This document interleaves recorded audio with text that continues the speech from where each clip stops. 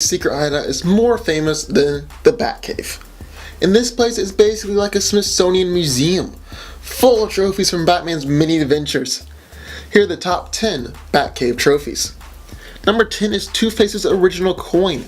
The double-headed coin is Two-Face's most favored possession. It is the tool that helps him decide practically all of his criminal decisions.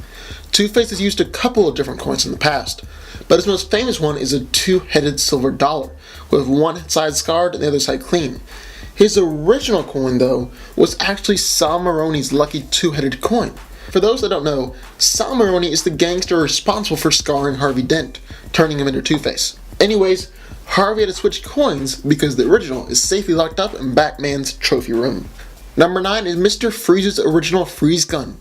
The character that we've come to know and love as Mr. Freeze first appeared in Batman 121 as Mr. Zero.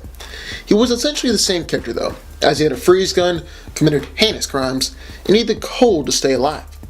After defeating Mr. Zero, Batman took the gun and it became a piece of memorabilia in the Batcave. Both the character and the gun have been updated throughout the years, but in nearly every iteration, Batman ends up possessing the first gun that froze him. Other guns are presumed to be in police custody or locked up in Arkham.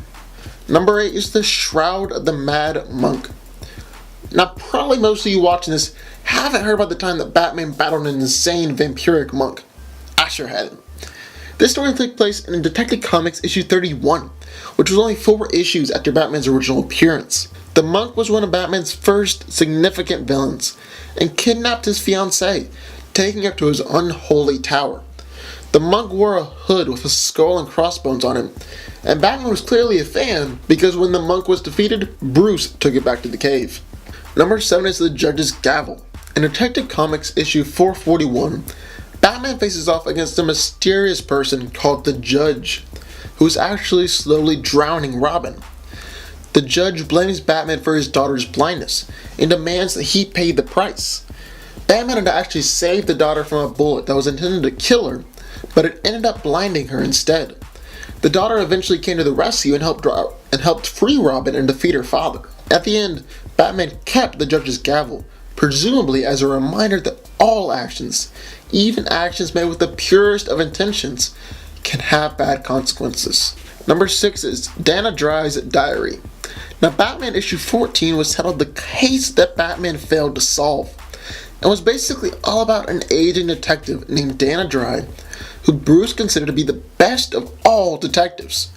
Dry is shot and killed in front of the foremost detectives in the world, and they all scramble to solve the mystery. But Batman ultimately learns that Dry had rigged the gun to shoot himself, leaving an almost unsolvable suicide. So you might ask, why is this diary important? Well, besides the fact that this is one of Bruce's heroes, Dry had actually figured out that Batman was Bruce Wayne in the diary, but kept it a secret from the world out of respect. Number 5 is a letter from Thomas Wayne.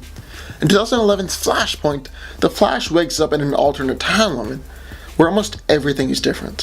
One of the main characters in this timeline is Batman. However, Batman is actually Thomas Wayne and the Joker is Martha Wayne. Bruce was the one shot and killed in that alley, and the after effects created Batman and the Joker from the husband and wife. Eventually, Thomas realized that he has the chance to save his son. He can go back and save him. So he sacrifices himself, but not before he pens in an emotional letter to Bruce, which Flash delivered once he made it back to his original timeline. Number 4 is the oversized Joker card. The Joker card is one of the most iconic trophies in the Batcave, appearing in basically every single form of the cave. The funny thing is though, that this card has basically no background. It just kind of showed up. I'm sure that giant Joker card has been used at least once in Joker schemes, but instead of representing that one event, it's an effigy for Batman's greatest villain, the Clown Prince of Crime. Number 3 is the giant animatronic T-Rex. Another one of the big 3 trophies in the Batcave.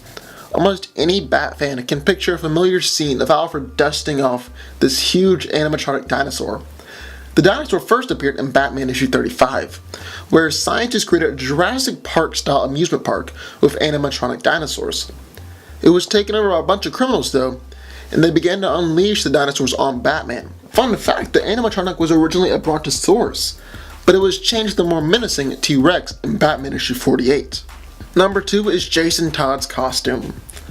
By far the most emotionally charged trophy in Batman's collection is the glass-encased costume of Jason Todd, with the engraved inscription, "A Good Soldier." It's also a somber reminder of failure among all of Batman's successes. The costume stares at every young hero who comes through as a challenge, a reminder of the price that they might have to pay if they head down this road. Before we get to our number 1 pick, I would like to throw in an honorable mention. Deathstroke's sword. Deathstroke is probably the greatest killer in the DC universe, but he once wielded to Batman during one of their showdowns. As a token of his victory, Batman proudly kept Deathstroke's katana in the safety of the Batcave. So our number 1 pick, the greatest Batcave trophy, is the giant Lincoln penny. You simply can't have the Batcave without the giant penny. In every single form of the cave, the giant penny is there.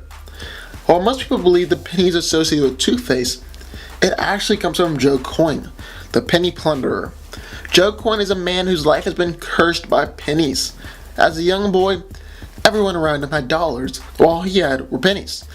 So he turns to life of crime and sticks up a store, but the cash register is empty except for just a few pennies. In jail, he vows to make the penny a symbol of his reign of terror and then was never heard from again. His legacy lives on, though, in the giant penny, the quintessential trademark for the Batcave. But what do y'all think? Is there anything that I missed? Sound off in the comments down below.